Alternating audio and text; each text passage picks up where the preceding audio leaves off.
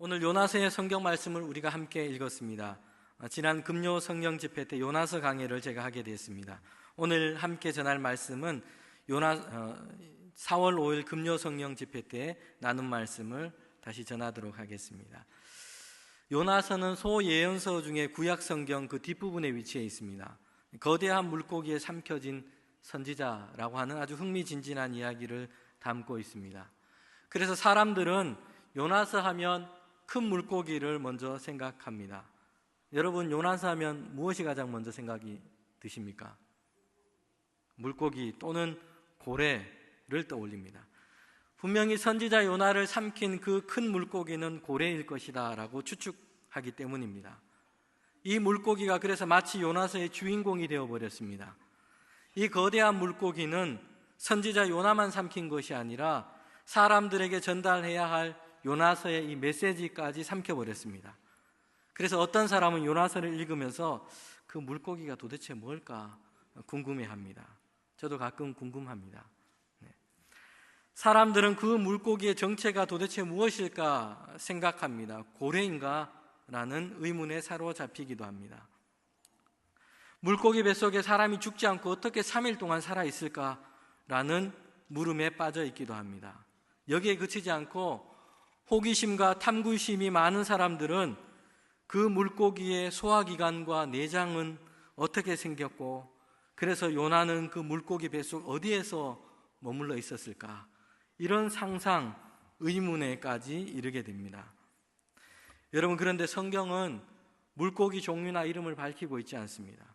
그 큰 물고기가 바로 무엇이다 라고 이 한마디를 해주면 좋겠는데, 궁금한 거 못 참으시는 분들 계시잖아요. 성경이 그걸 좀 해주면 좋겠는데 하고 있지 않다는 것입니다. 여러분, 그 문제가 중요하지 않기 때문입니다. 디모데후서 3장 16절에 보면 모든 성경은 하나님의 감동으로 되었다라고 말씀하고 있습니다. 우리는 성경의 모든 말씀이 하나님의 감동으로 된 것을 믿습니다. 그렇다면 사람들이 충분히 궁금해할 수 있는 그것, 하지만 성경이 굳이 밝히지 않은 것, 기록하지 않은 것도 하나님의 감동하심입니다. 여러분, 이 사실을 우리가 성경을 읽을 때 기억해야 합니다. 밝히지 않고 묻어두신 것, 이것도 하나님의 감동입니다. 중요하지 않은 것을 주목하고 지나친 관심을 갖고 가지 않도록 그렇게 하신 것이죠. 여러분, 요나서를 통해서 우리에게 주시는 하나님의 말씀은 동물의 왕국이나 자연의 신비가 아닙니다. 요나서는 선지자를 부르시는 하나님으로부터 시작됩니다. 우리는 성경을 통해서 그를 부르시는 하나님이 누구이신지, 부름받은 선지자는 어떻게 해야 하는지, 하나님의 생각과 마음은 무엇인지를 보아야 합니다. 요나는 이스라엘이 남과 북으로 나누어져 있던 그 시대에 활동했던 선지자였습니다. 그는 북왕국 이스라엘의 선지자입니다. 여로보암 2세라고 하는 왕이 통치했던 기간 중에 그 후대 시대에 그가 선지자로서 활동을 시작한 것입니다. 그의 초기 예언은 열왕기하 14장 25절에 짧게 기록되어 있습니다. 우리 구약성경 열왕기하 14장 25절 말씀을 한번 찾아서 읽어보도록 하겠습니다. 구약 586쪽에 있습니다.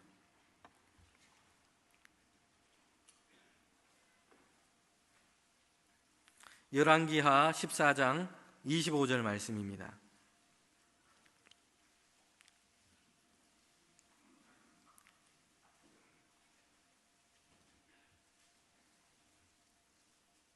함께 읽어보겠습니다.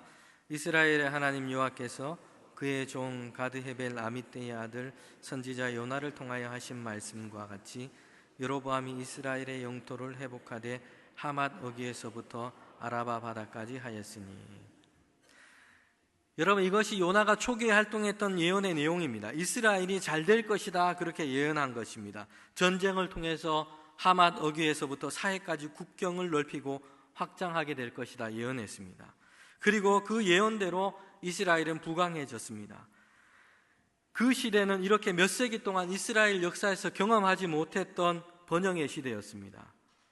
그러나 동시에 신앙적으로는 매우 타락하고 어두웠던 그런 시대였습니다. 종교적인 혼합주의와 우상숭배, 부정의와 부패가 만연했던 그런 시대였습니다. 여로보암 2세 때 요나와 함께 동일하게 활동했던 선지자들이 있는데 구약의 호세아와 아모스입니다. 여러분, 구약 성경에서 호세아서와 아모스에 기록된 그 내용, 그들의 두 예언자가 예언했던 말씀을 살펴보면 그 시대가 어떠했는지를 우리는 짐작하게 됩니다. 신앙적으로 영적으로 매우 어두웠던 시대였습니다. 군대는 강해졌고 국경은 넓어졌는데, 그래서 사람들은 하나같이 우리는 지금 잘 살고 있다, 좋다 라고 말하고 있는데 그 안으로는 완전히 썩어 있는 것입니다. 이스라엘 민족은 음란한 창녀처럼 하나님을 버리고 이방 신들을 섬기고 영적인 간음과 음란에 빠져 있었습니다. 재물과 힘에 대한 탐욕으로 가득했고 사회 안에는 그래서 불의와 악이 만연했습니다.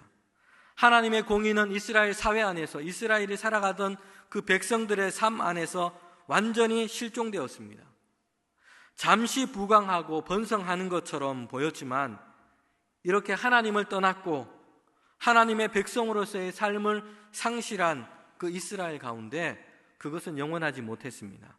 결국에는 하나님의 징계로 강한 이웃 민족의 압제 아래 놓였고 이스라엘은 쇠약해지는 그런 운명에 처한 것입니다. 여러분, 우리가 경제대국 자랑할 것이 아닙니다. 하나님을 떠난 부귀영화는 시한부입니다. 얼마 남지 않았습니다. 여러분, 세상에서 성공 가도를 달리고 계십니까? 남편이, 아내가, 자녀들이 성공하고 사는 것 같습니까? 참으로 감사하고 좋은 일입니다. 그러나 하나님을 부인한 채 스스로 주인되어 살아가고 있다면 그렇게 이룬 성공, 하나님을 떠나 불의함과 탐욕 아래서 이룬 성공은 자랑할 것이 못됩니다. 시한부입니다. 들의 꽃과 같습니다. 한철 지나면 바람에 흩어지고 사라지고 맙니다.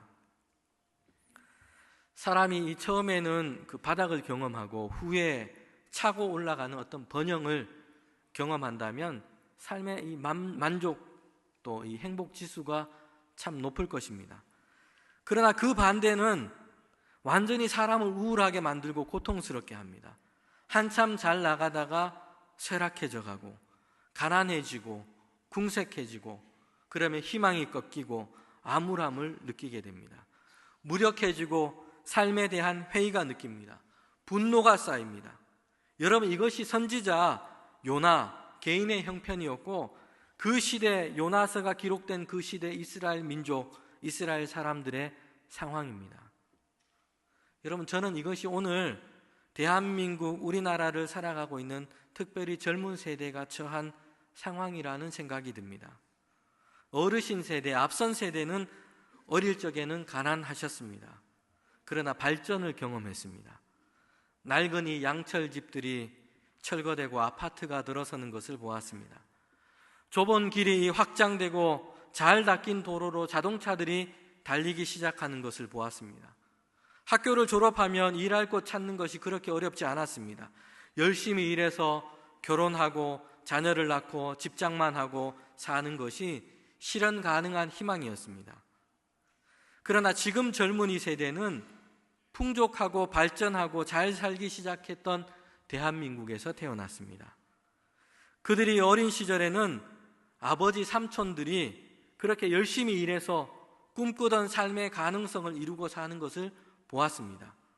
그런데 이제 자신이 학교를 졸업하고 세상을 향해서 나갈 때가 되었는데 시대적인 환경이 완전히 바뀌어 버린 겁니다. 점점 그가 태어나고 자랐던 그 삶의 환경보다 더 힘들어져 가고 있는 것을 느껴집니다. 100통 이상의 이력서를 써도 면접 한번 보자고 오라는 곳이 잘 없습니다. 경제적인 상황은 허리가 꺾였습니다. 희망적이지 않습니다. 이것이 그들을 힘들게 하는 것입니다. 여러분, 그래서 안타깝게도 이 시대를 살아가는 많은 젊은이들이 여러분 우울증을 앓고 있습니다. 요나는 이런 시대를 걸쳐 있는 것입니다. 그가 젊어서는 선지자로서 처음 활동했을 때는 그 속은 어찌 되었든지 외적으로 그의 나라 이스라엘이 부강하고 잘 나갈 때였습니다. 매년 경제 성장률 10% 이상을 찍으면서 호황을 누릴 때였습니다. 그런 나라 이스라엘이 부강하고 잘 나갈 때였는데, 그런데 요나서의 이 배경이 되는 그때에, 요나가 이제 인생의 후반기를 보내는 그때에 그의 조국 이스라엘은 쇠락해졌습니다. 주변 강한 나라 아수르에 의해서 위축되고 쪼그라들었습니다. 자, 그럼 여러분 다시 요나서 본문으로 한번 처음 돌아가 봅시다. 요나서가 어떻게 시작하는지 한번 봅시다. 요나서 1장 1절의 말씀에 보면 여호와의 말씀이 아미떼의 아들 요나에게 임하니라. 하나님의 말씀이 임한 것으로부터 시작됩니다. 그 하나님의 말씀이 요나에게 임한 것입니다. 여러분, 성경은 요나를 아주 간단하게 설명하고 있죠. 아미떼의 아들이다 말합니다. 아버지의 이름을 붙여서 설명하고 있습니다. 먼저 드는 생각이 있습니다. 아버지가 대단한 사람인가 보다. 요나서 1장 1절을 읽으면서 갑자기 이런 물음이 저에게 들었습니다. 요나 아버지 뭐 하시지? 이런 생각이었습니다. 앞도 뒤도 없이 아미떼의 아들 요나라고 소개하고 있기 때문입니다. 뭔가 있으니까 사람에게 소개할 때 아버지 이름을 붙여서 그렇게 소개하고 있겠다 생각이 든 거죠. 여러분, 제가 여러분에게 저를 소개할 때 저의 아버지 이름 붙여서 소개하지 않습니다. 왜 그렇습니까? 아시는 분이 아무도 없기 때문에 이름을 붙여도 이게 소개가 설명이 전혀 안 되는 것입니다. 아미떼의 아들 요나라고 설명하고 있으니 요나의 아버지 아미떼는 이 글을 처음 읽는 사람이라면 누구나 알 수 있는 인물이겠구나 생각해 볼 수 있습니다. 다윗이나 모세 정도는 안 되어도 이스라엘의 역사를 아는 사람, 성경을 읽어본 사람, 웬만한 사람은 알 수 있는 인물이겠다 그렇게 생각할 수 있습니다. 여러분, 그런데 성경을 찾아보면 참으로 놀랍습니다. 아미떼라고 하는 인물이 나오는 곳이, 이 이름이 나오는 곳이 딱 두 군데 있습니다. 오늘 성경 본문인 요나서 1장 1절, 그리고 앞서 우리가 읽었던 열왕기하 14장 25절, 이 두 군데밖에 나오지 않습니다. 두 군데 다 나오는 말씀이 동일하게 아미떼의 아들 요나라는 말밖에 없습니다. 아미떼에 대한 설명이 아무것도 없다는 것입니다. 성경 전체에 나오는 두 번이 전부입니다. 그가 무엇을 했는지, 어떤 일을 했는지 아무것도 나와 있지 않습니다. 그러면 아버지 아미떼라고 하는 인물보다 중요한 것이 있다는 것이죠. 더 중요한 다른 의도를 가지고 성경은 아미떼라는 이름을 붙여서 요나를 소개하고 있다는 것입니다. 아미떼는 진리라는 뜻을 가지고 있습니다. 여러분, 그리고 요나는 비둘기라는 뜻을 가지고 있습니다. 아미떼의 아들 요나라고 하는 이 말은 요나가 가지고 있는 혈통관계를 설명해 주기에는 부족합니다. 거기에는 함축된 다른 의미가 있습니다. 그 단어의 뜻은 요나라고 하는 사람을 하나님께서 누구로 이 땅 가운데 부르시고 세워지시는지를 설명해 주고 있는 것입니다. 요나가 누구인지를 설명해 주는 것입니다. 여러분, 아미떼의 아들 요나는 누구인가요? 진리의 아들 비둘기, 즉 하나님의 진리의 말씀을 전하는 자입니다. 이것이 하나님의 말씀을 받은 요나, 하나님의 말씀이 임한 요나의 소명이고 하나님과 세상 가운데서 요나의 자기됨의 정체성인 것입니다. 요나는 누구입니까? 아미떼라고 하는 사람의 아들보다 더 중요한 사실이 있습니다. 그는 하나님의 주신 진리의 말씀의 전달자인 것입니다. 하나님은 진리의 전달자로 요나를 세우신 것입니다. 오늘 교사주일입니다. 교회학교 교사가 감당해야 하는 역할이 이와 다르지 않습니다. 세상의 지식, 학문을 가르치는 자가 아니라 진리의 전달자, 하나님의 말씀을 전하는 전달자로 우리 교사를 세우신 것입니다. 진리의 전달자 요나에게 하나님께서 이제 주시는 말씀이 있습니다. 요나서 1장 2절의 말씀에 보면 너는 일어나 큰 성읍 니느웨로 가서 그것을 향하여 외치라. 그들의 악독이 네 앞에 상달되었음이니라 하시니라. 하나님의 말씀은 너가 이제 니느웨로 가서 외치라는 것입니다. 여러분, 니느웨가 어떤 곳입니까? 니느웨는 아수르라고 하는 제국의 수도입니다. 거기는 요나의 나라 이스라엘이 아니었습니다. 하나님은 선지자 요나를 진리의 말씀의 전달자로 세우시고 그가 가야 할 목적지로 니느웨를 말씀했습니다. 요나의 길을 인도할 내비게이션에 니느웨를 목적지로 등록하신 것입니다. 이제 경로를 따라서 요나는 니느웨를 향해서 가야 합니다. 그는 진리의 말씀을 전하는 비둘기이기 때문입니다. 전달자는 보내는 자가 지시하는 곳으로 가야 합니다. 그리고 그곳에서 진리의 말씀을 전달하는 것입니다. 이것이 전달자의 임무입니다. 택배나 우편물을 배달하시는 분들이 있습니다. 그분들이 이 물건의 배송지를 정하지 않습니다. 좋고 값 있는 물건이라고 해서 그런 물건이라고 해서 정해진 배송지가 아니라 자기 집으로 배송을 한다고 하면 어떻게 되겠습니까? 배달 사고가 나고 그분은 배달원이 아니라 도둑이 되는 것입니다. 배달자가 하는 일은 정해진 주소로 맡겨진 이 물건을 손상 없이 안전하게 전달하는 것입니다.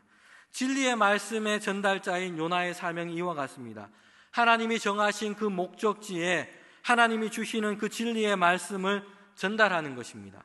가감하지 않고 왜곡하거나 바꾸지 않고 정하신 목적지에 전달하는 것입니다. 여러분, 이것이 요나에게 주신 하나님의 사명이고 진리의 말씀을 전달하는 자가 해야 할 일인 것입니다. 여러분, 그런데 요나는 어떻게 하고 있습니까? 요나서 1장 3절 말씀, 요나는 하나님을 피해 다시스로 도망했습니다. 하나님께서는 니느웨라고 하는 이 목적지를 입력해 놓으셨는데 전달자인 요나가 마음대로 자기의 경로를 취소하고 목적지를 다시스로 바꾸어 버린 것입니다. 하나님의 말씀을 들고 니느웨로 가야 하는데 다시스로 향하고 있는 것입니다. 요나는 너는 일어나 가라 라고 하는 하나님의 말씀에 순종했습니다. 그는 일어났습니다. 자기가 있는 곳을 떠났습니다. 열심히 걷고 움직입니다. 일종의 순종입니다. 그런데 요나는 하나님이 아니라 자신이 선택한 목적지를 향하고 있다는 것입니다. 그는 하나님이 정하신 목적지가 아니라 자신이 정한 다시스를 향하고 있는 것입니다. 순종은 하나님의 말씀을 듣고 일어나 떠나는 것으로만 완성되지 않습니다. 하나님이 정하신 그곳을 향해서 가는 것, 여러분, 그곳을 향해서 이루는 것, 여러분, 이것이 순종인 것입니다. 요나는 하나님의 말씀을 듣고 주저앉아 있는 자리에서 일어났지만 오히려 하나님의 명령을 이용해서 자신이 원하는 곳으로 향해 가고 있는 것입니다. 하나님의 얼굴을 피하고 도망하고 있습니다. 이것이 불순종한 선지자 요나의 모습입니다. 여러분, 그런데 왜 요나는 니느웨가 아니라 다시스로 가고 있는 걸까요? 요나는 사춘기 아이들처럼 이해할 수 없는 그런 반항, 이해할 수 없는 불순종을 하고 있는 것이 아닙니다. 우리 부모님들이 사춘기 아이들 보면 이해가 잘 안 되지 않습니까? 왜 저러는지. 요나는 이해할 수 없는 불순종과 반항으로 다시스를 향해 가고 있는 것이 아닙니다. 요나는 충분히 그가 다시스를 향해 가는 그 불순종에는 그 스스로 말하는 것처럼 이해할 만한 충분한 이유가 있습니다. 여러분, 요나의 항변과 변론을 한번 우리가 들어봅시다. 첫 번째, 하나님 저를 니느웨로 가라고 말씀하셨는데 내가 속한 이 선지자의 전통을 보았을 때 니느웨로 가는 것은 받아들이기가 어렵습니다. 여러분, 구약의 이 선지자 요나는 하나님의 말씀을 들고 니느웨로 가라, 하나님께서 선택하신 그 목적지를 한 번도 생각해 본 적이 없습니다. 구약의 선지자 중에 이방 나라, 이스라엘 외의 이방 민족에게 가서 선지자 활동을 했던 선지자는 거의 없습니다. 이웃 나라에 대한 심판과 경고의 말씀들을 선지자들은 많이 선포했습니다. 그러나 대부분은 예루살렘과 유대 땅에 머물면서 이스라엘 민족에 대한 예언과 선포를 전하면서 이웃 나라, 이웃 민족에 대한 하나님의 말씀을 선포한 것뿐입니다.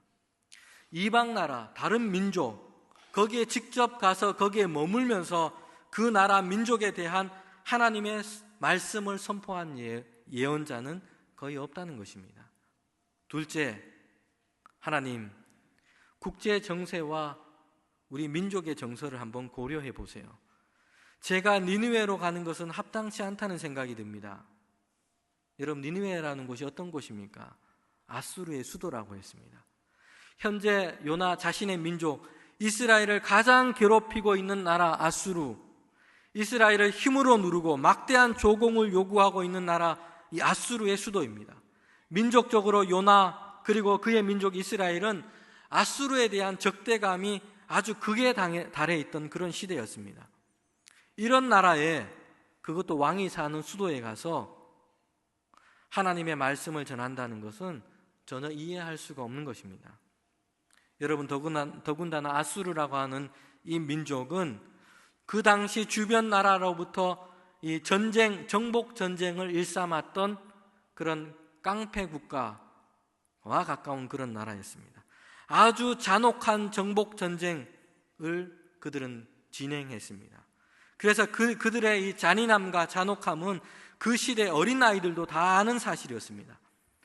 여러분, 아수르라고 하는 그 시대, 고대 시대에 그들은 매우 잔혹하고 폭력적인 그런 제국이었습니다. 아수르 왕들은 자신들의 이 군사적인 승리를 기록해 놓았는데, 거기 기록을 보면 평원들이 시체로 즐비하고 모든 도시들이 완전히 불태운 것, 이것을 흡족해 하면서 만족해 했습니다. 살만 3세라고 하는 왕이 있는데 자신이 행했던 그 전쟁을 기념하기 위해서 거대한 돌 기둥에 부조로 조각을 만들어서 새겨 놓았습니다.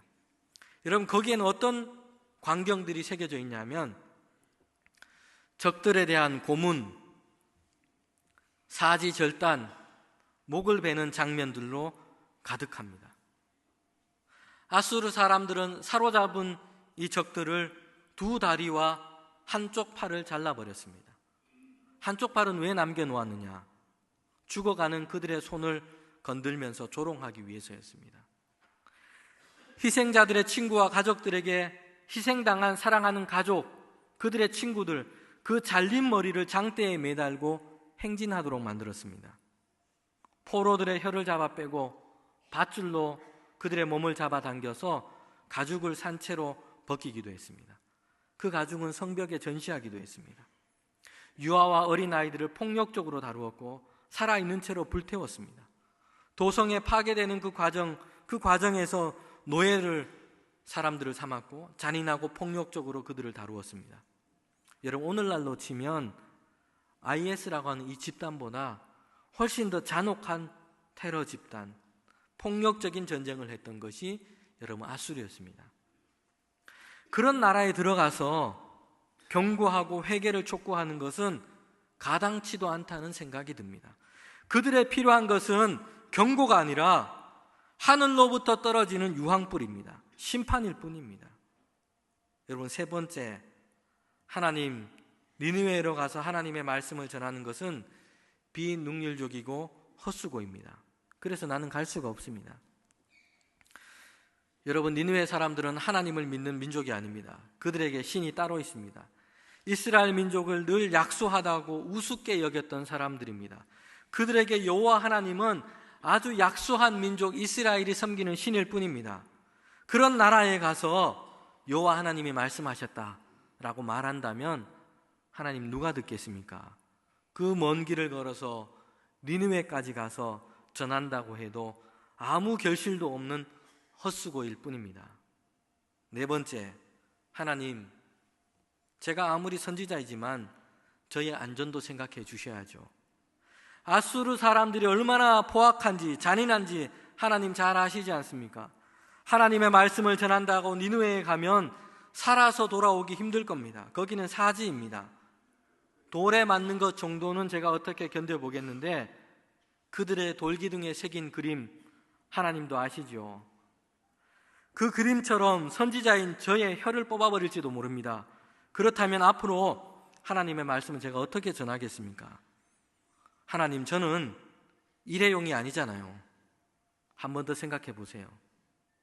다섯째, 하나님, 저는 다시스로 가고 싶습니다. 다시스에도 하나님 모르는 사람들이 많습니다. 거기에도 하나님의 메시지가 필요합니다. 거기 가서 하나님 말씀 전하고 전도하고 열심히 주의 일 하겠습니다. 제가 다른 일 하겠다는 것이 아니라 선지자로 하나님의 일 열심히 하겠습니다. 그러나 니느웨 말고 다시스에서 하겠습니다. 여러분, 그래서 요나는 욥바라는 항구로 내려가서 다시스를 향해 가기로 작정한 것입니다. 니느웨는 육로를 통해서 동쪽으로 가야 합니다. 그러나 요나는 서쪽을 향해 갔고 욥바에서 배를 타고 바닷길을 향해서 다시스를 향해 가는 것입니다. 하나님의 말씀과는 전혀 반대길입니다. 목적지가 달라진 것뿐만 아니라 동쪽을 향해 가야 하는데 서쪽을 향해 가고, 육로를 통해 가야 하는데 바닷길을 향해서 갑니다.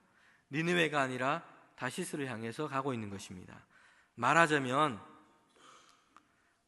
육로를 통해서 중국 북경에 가서 하나님 말씀을 전하라고 했는데, 일어나서 이제 부산으로 가서 배를 타고 동경을 향해 가고 있는 것입니다. 여러분, 성경시대에 우리 지도가 익숙하지 않아서 오늘날로 설명하면, 이 니느웨라고 하는 것은 오늘의 이란, 이라크 지역, 중동 지역입니다. 그리고 다시스는 스페인 남부 지역입니다. 지도를 보면 딱 같은 위치에 있는데 동과 서로 딱 나누어져 있습니다. 위치상 평형을 이루었는데 동과 서로 완전히 반대편에 있는 것입니다. 여러분, 이것이 불순종한 요나의 행동입니다. 여러분, 다시스를 향해 가는 요나의 항변, 그의 심정을 우리가 한번 상상으로 생각해 보았습니다. 남의 일이라고 그냥 넘기지 말고 한번 여러분 그 일을 한번 생각해 보십시오. 어떻습니까? 충분히 이해가 되지 않습니까? 아무리 그래도 니느웨는 아니지. 하나님께서 말씀의 배송지를 잘못 적으셨겠지. 유황불을 보내야 하는 그곳에 경고와 회개의 말씀을 잘못 발송하신 거겠지 라는 생각이 들지 않습니까? 꼭 니느웨일 필요는 없지. 다시스 가서 열심히 하나님 일하고 거기서 성공하면 하나님 영광 받으시는 거 아니겠어? 이런 생각이 들지 않습니까? 요나뿐만 아니라 우리는 하나님의 말씀을, 성경 말씀을 듣고 살아갑니다. 그런데 어떻습니까? 그대로 받고 그대로 순종하고 그대로 살지 않을 때가 참 많습니다. 그리고 불순종에 대한 이유는 우리에게 충분히 있습니다. 전통이 이유입니다. 지금까지 살아왔던 삶의 경험이 이유입니다. 지금의 나의 현실과 시대적인 배경이 하나님의 말씀이 기록된 시대와는 다르다고 우리는 말합니다. 그 말씀을 따르는 것은 효율적이지 않다고 말합니다. 그 말씀에 순종하는 것이 자칫 위험하고 불이익을 가져올 수 있기 때문에 나의 삶과 처지와 입장을 고려해 달라고 말합니다. 그래서 우리는 하나님의 말씀에 내 전통, 내 경험, 내 처지, 내 시대적인 사상과 시대적인 이 풍조라고 하는 물을 섞어 넣었습니다. 사람이 변해서 하나님의 말씀을 향해 가야 하는데, 반대로 우리는 하나님의 말씀을 자꾸 자신과 세상과 사람의 수준으로 맞추어서 들으려고 하고 있다는 것입니다. 듣기 쉽도록, 먹기 쉽도록 하나님의 말씀에 너무 많은 물을 타버렸습니다. 그래서 그것이 독이라고 해도 아무도 죽일 수 없고, 그것이 약이라고 해도 아무도 고칠 수 없게 된 것입니다. 은행에 가면 365일 코너가 있습니다. 거기에 이제 현금 인출기가 있고 옆에는 분쇄기가 있습니다. 출금 후에 명세표를 거기에 넣어서 이제 파쇄하라고 둔 거죠. 어떤 분이 이런 경험을 했습니다. 급하게 현금이 없어서 10,000원을 인출했습니다. 그래서 분쇄하고 파기하는 과정까지 깔끔하게 마무리하고 이제 문을 나서는데 손에 돈이 없고 명세표가 들려 있는 것입니다. 가져가야 할 돈을 분쇄해버린 겁니다. 여러분, 이것이 오늘 요나의 모습이고 우리의 모습에 빗댈 수 있습니다. 지키고 가져가야 할 하나님의 말씀은 분쇄하고 파괴해버리고 전통, 경험, 처지, 시대적인 환경만 우리는 붙잡고 가고 있다는 것입니다. 예수님께서 제자 베드로를 부르셨을 때 깊은 곳에 가서 그물을 던지라고 말씀했습니다. 그날 베드로는 밤새 그물질을 했는데 아무것도 잡지 못했습니다. 그리고 되돌아온 것입니다. 그런데 예수님께서 그에게 말씀하셨죠. 깊은 데 가서 그물을 던져라. 베드로가 대답했습니다. 누가복음 5장 5절 말씀해 보면 선생님, 우리가 밤새도록 수고하였으나 잡은 것이 없지만 말씀에 의지해서 내가 그물을 내리겠습니다. 여러분, 베드로가 뭘 얘기했습니까? 지난 밤에 베드로는 해볼 거 다 해봤습니다. 아침에 갈릴리 호수, 그것도 깊은 곳에 가서 그물을 치는 것은 어부의 경험에 비추어 볼 때 전혀 맞지 않는 것입니다. 밤새 수고하고 열심히 일했는데 아무것도 잡지 못해서 몸과 마음이 다 지쳐 있습니다. 불순종할 이유는 베드로에게 충분히 있습니다. 자신의 처지와 형편을, 그러나 베드로는 따르지 않았습니다. 말씀에 의지해서 그가 그물을 내린 것입니다. 여러분, 이 한 번의 순종이 갈릴리 사람 시몬이 예수 그리스도의 제자 베드로가 되는 시작점이 된 것입니다. 불순종할 이유는 우리에게 수없이 많을 것입니다. 지금도 앞으로도 충분히 많습니다. 하나님의 말씀대로 살아가지 못하는 불순종의 이유도 얼마든지 있습니다. 성경대로 살아가지 못할 이유도 우리에게는 얼마든지 있습니다. 세상살이가 만만치 않습니다. 내 경험에 맞지 않고 요즘 유행과 풍조에 맞지 않고 그렇게 살면 나만 손해볼 것 같습니다. 거부하고 불순종할 이유는 우리에게 수십 가지나 있습니다. 여러분, 그러나 순종할 이유는 한 가지입니다. 하나님의 말씀이기 때문입니다.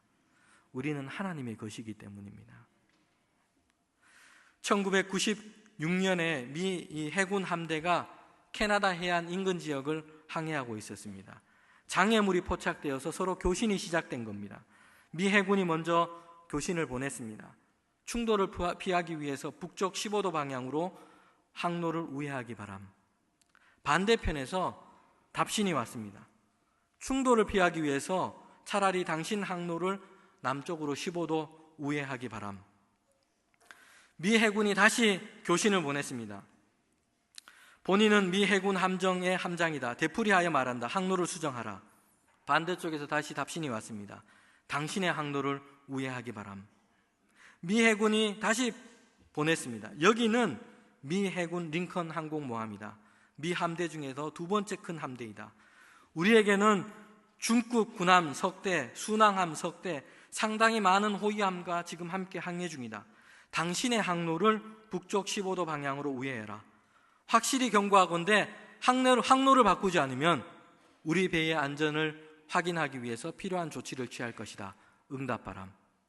반대쪽 캐나다 쪽에서 다시 답신이 왔습니다. 여기는 등대다. 응답바람. 네.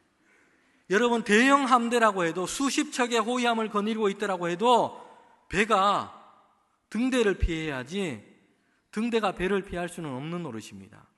왜냐하면 등대가 기준이기 때문입니다. 등대를 기준으로 배는 자신의 항로를 다시 수정해야 하는 것입니다. 기준이 옮겨질 수는 없습니다. 여러분, 기준은, 저와 여러분의 삶의 기준은 하나님의 말씀과 그의 뜻입니다. 우리의 항로가, 우리의 가치관과 우리의 생각이 바뀌어져야 합니다. 방향을 다시 잡고 우리에게 하나님의 말씀과 성경이 가르치는 대로 살아가는 순종의 믿음이 우리에게 필요한 것입니다. 여러분, 우리는 늘 하나님 잘 믿으면, 예수님 잘 믿으면 축복받는다 말하고 생각했습니다. 그리고 그 축복은 어떤 종류의 것들이었습니까? 내가 디자인하고 내가 설계하고 내가 원하는 축복들이었습니다.